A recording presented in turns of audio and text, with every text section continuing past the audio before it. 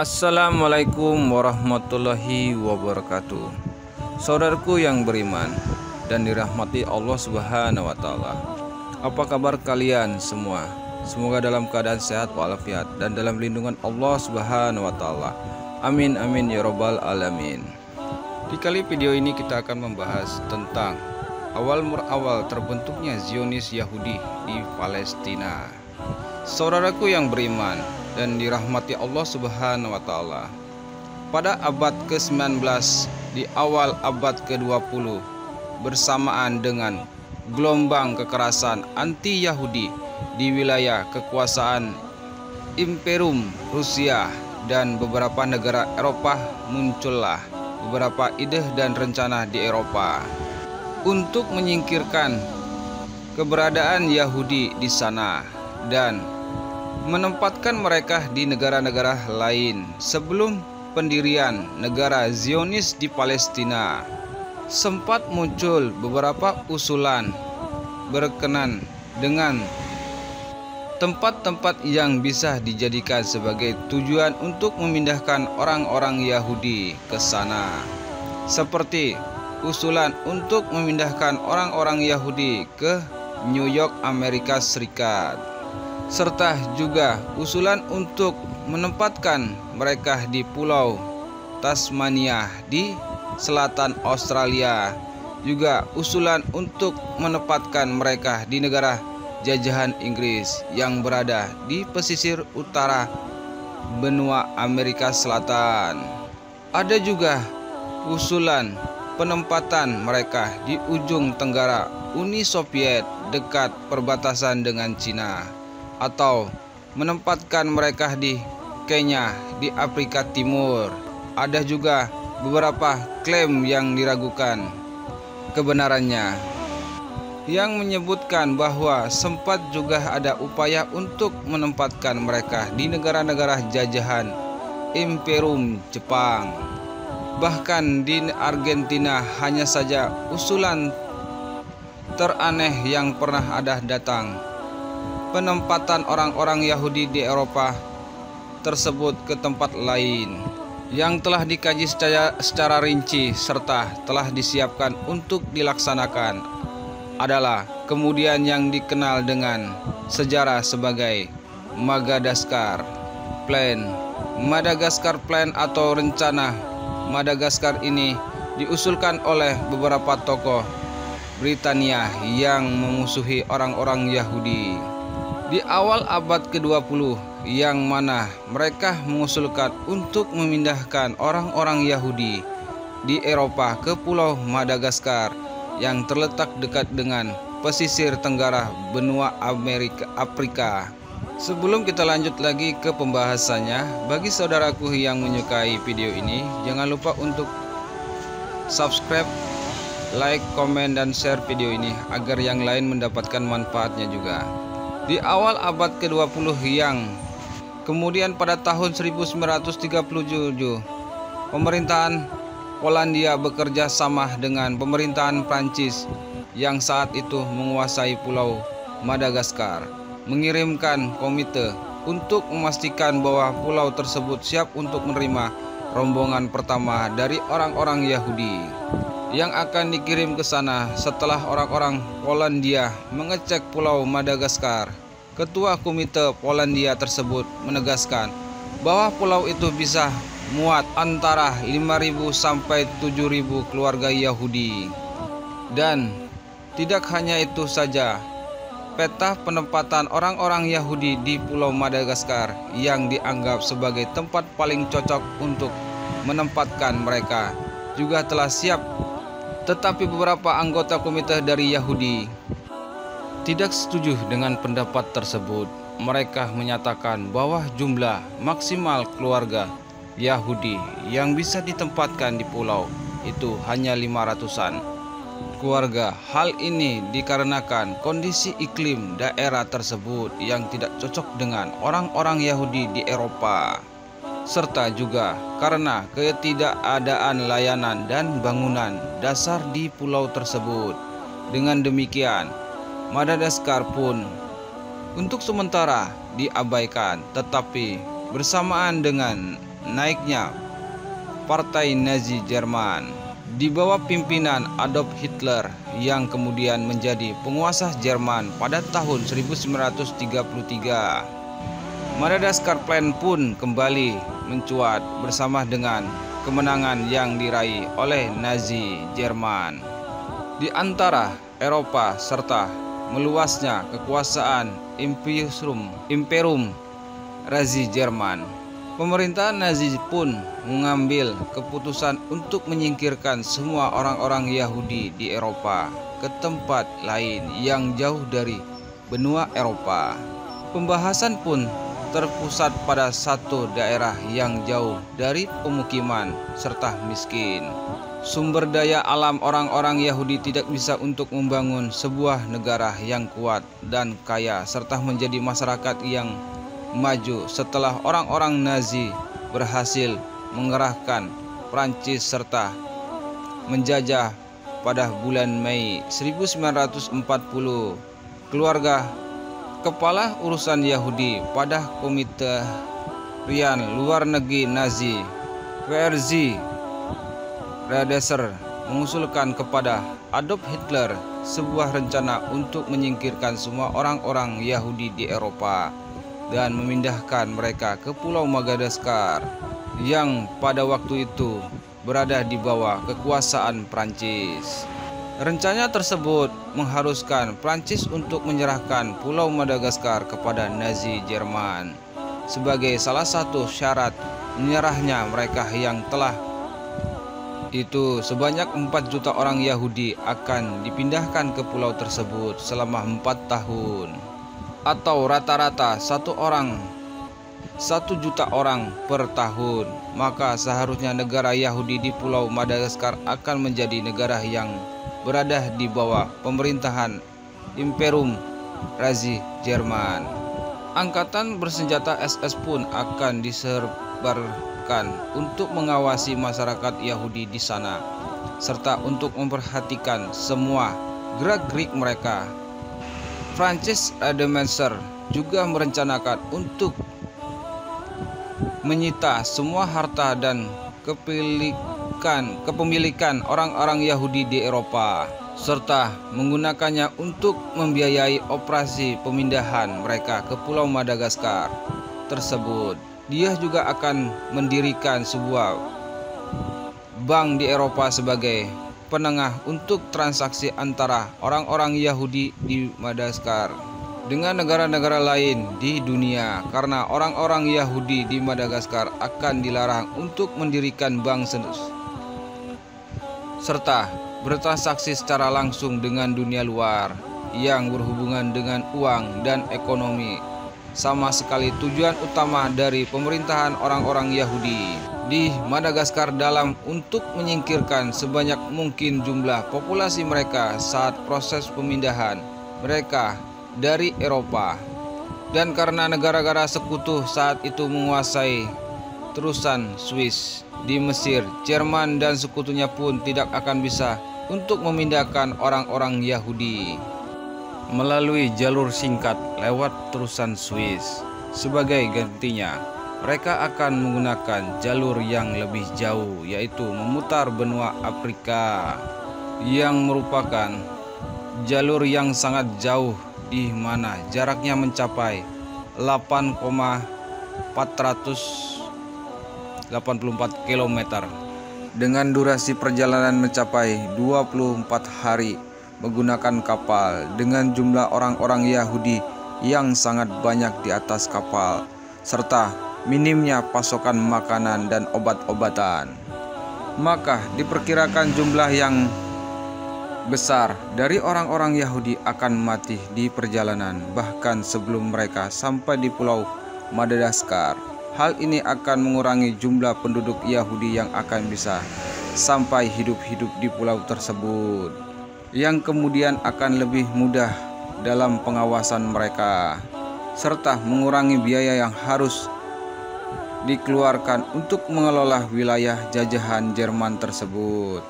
Tetapi Madagaskar Plan ini gagal dan belum terwujud karena terjadinya perubahan yang tiba-tiba dalam Perang Dunia Kedua dan berbagai pertimbangan yang malah akan menguntungkan negara-negara sekutu. Misalnya, karena Madagascar Plan mengharuskan untuk memindahkan 1 juta orang Yahudi dalam 1 tahun dari Eropa ke Madagaskar menggunakan kapal lewat laut, tetapi pada saat itu Angkatan Laut Britania menguasai Laut Utara dan juga Samudra Atlantik, yang merupakan angkatan bersenjata yang sangat kuat. Hal tersebut mengharuskan Jerman untuk terjun ke dalam peperangan besar melawan pasukan Britania serta mengalahkan mereka untuk membuka jalan laut dan merealisasikan rencana tersebut. Selain itu, Madagascar Plan juga bertumpu pada berhasilnya rencana Hitler untuk menyerang Inggris dan memaksa mereka untuk mendatangi kesepakatan agar menyerah, yang kemudian akan dapat menguasai kapal-kapal dengan dagang mereka serta menggunakan kapal-kapal tersebut untuk menjalankan rencana pemindahan orang-orang Yahudi. Tetapi dengan gagalnya serangan udara Jerman untuk menghancurkan angkatan udara Britania serta kekuatan angkatan laut Britania, Hitler pun memutuskan untuk membatalkannya rencana penyerangan terhadap Inggris. Akibatnya dengan mulainya peperangan Jerman melawan Uni Soviet. Dengan demikian membesarnya peperangan yang mereka hadapi serta jatuhnya Pulau Madagaskar ke tangan-tangan negara sekutu. Pada tahun 1942, Hitler pun kemudian meminta kepada penasehatnya untuk membatalkan Madagascar Plan dan memikirkan rencana alternatif untuk menghabisi orang-orang Yahudi daripada harus memindahkan mereka ke tempat lain. Dari sinilah orang-orang Nazi kemudian menggunakan kamp-kamp konsentrasi untuk membasmi orang-orang Yahudi serta ras-ras yang lain.